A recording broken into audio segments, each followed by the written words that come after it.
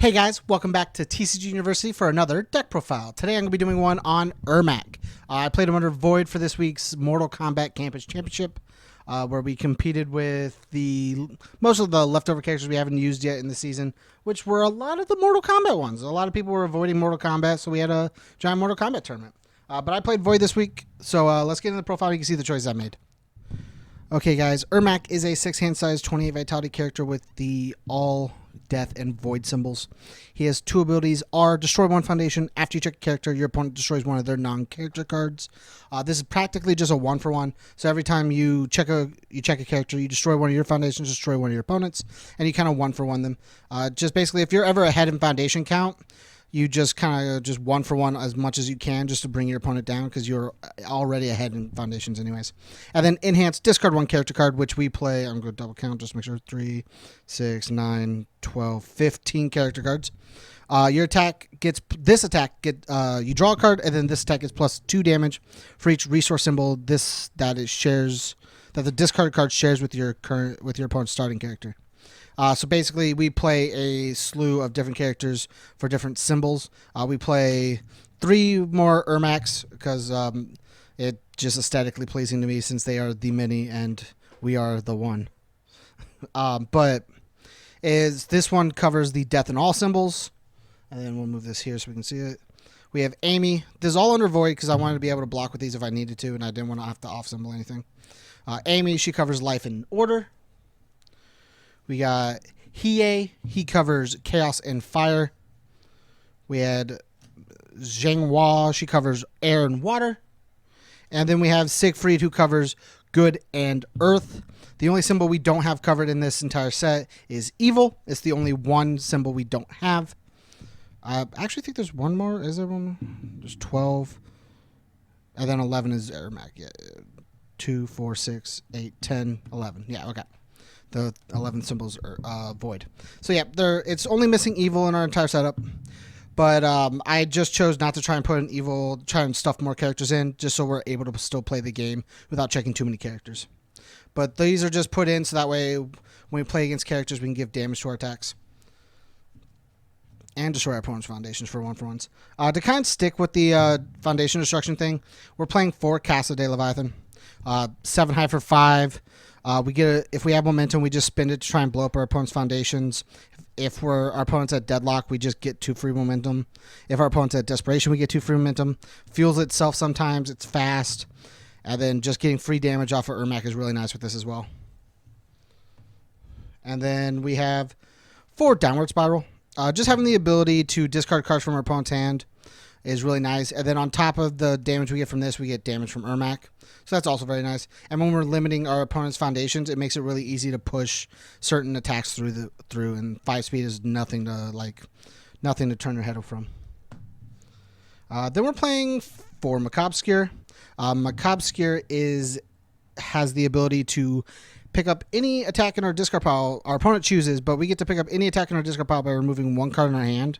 So we remove 1 card in our hand, and our opponent gives us an attack from our discard pile. So it's a 4 speed for 3. It has safe. Everything in our discard pile has weapons, so we don't have to worry about whiffing on Macabre Obscure. And then on top of that, it can get damage from Ermac. So like being a 3 damage attack is not what it's always going to be at. Sometimes it could be at 5 or 7, and that just makes this card even better.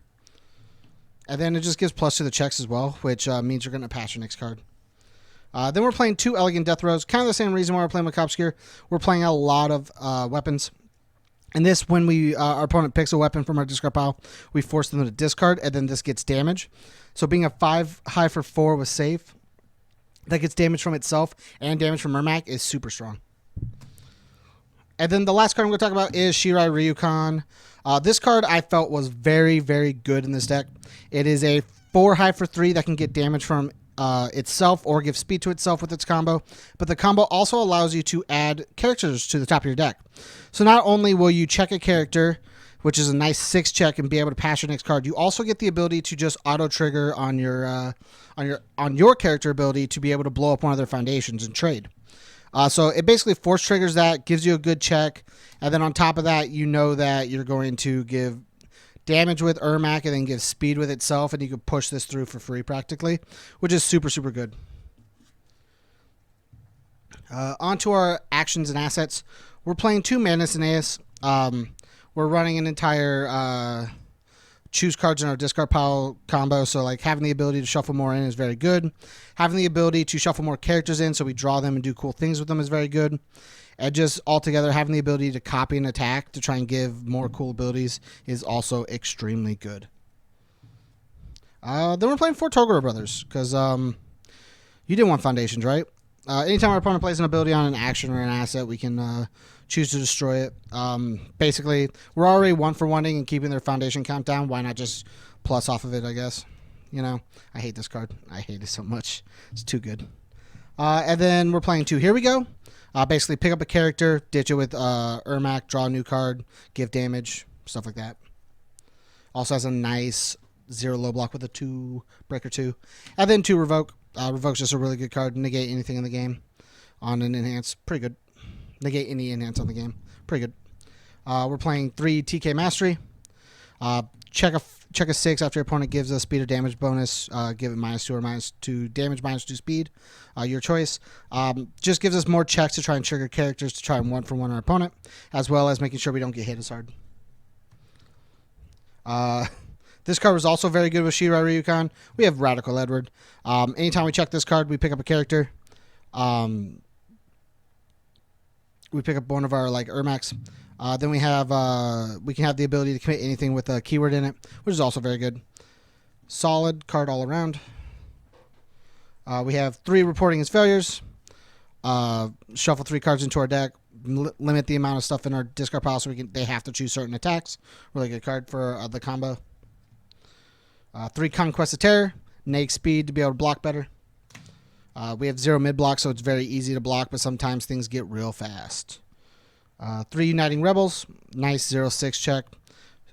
Keeps us out of desperation. Very cool card. 3 Voice of Reason. For the same reason as why we use our characters. Sometimes you don't draw the characters, but you still need to be able to get a new card in your hand. And just having the ability to discard draw is very good for us. Then we have 2 Phase of a Monster. Minus speed, make our opponent discard a deadlock, desperation change zones, does a bunch of things once per turn, which is really good. 2 Outworld's Errors to get rid of problem cards. You know, just pay X, bounce a card to their hand. Pretty good card. Then we're playing 2 Fusion of Souls. I actually thoroughly love this card. I think it's very good. The format just doesn't call for it right now. First form, check a 6, add 1 character from your discard pile to your hand. So you just add anything you need. You mostly add something that has the symbols that your opponent's playing, gives you damage, and gives you that draw. And then Deadlock E, you can flip and commit your opponent's character, which I think is nuts. We have 1 We Are Many, You Are But One. The entire theme of why I play 4 Ermacs. Discard Momentum, double down on checking for 1-for-1ing your opponent. Give your opponent an extra symbol to make sure for the turn, so that way you make sure you get extra damage as well. Just super strong card in our character. Then we have Water Freezes. We make our opponent discard a lot of cards, so being able to protect our foundations from Pure is needed. I would play more if I played this deck like at a more of like a competitive format, but for a little casual countertop play, just to make sure if our opponent does play it, we can see this card. And then the last card is Retreat Arctica. If our opponent's attack has 3 more keywords, we can reduce its damage to 0 at the damage step, meaning we don't have to block. No matter what they do to it, our attack's going to deal that attack's going to deal 0 damage as long as it still has the 3 keywords, and we just don't have to worry about it. Thanks again for checking out the profile, guys. If you liked my Ermac deck, let me know down below. Let me know future decks you would like me to see playing Campus Championships when they're available, stuff like that. Make sure to go out to Patreon and just hit us up at the $1 level. You'll get access to most of our content live, most of our content early. You get access to our personal Discord where you can talk to us, the Magic guys, the White Schwartz guys, the Final Fantasy guys. Just hang out with us all day. We stream a lot constantly through the week on twitch.tv/TCG University. So hit us up out there if you're able to. Check out some of those streams. We stream the Campus Championships live every Tuesday at 6 p.m. Central, so come hang out. We have a lot of fun hanging out with everybody there. And until next time, guys, stay learned.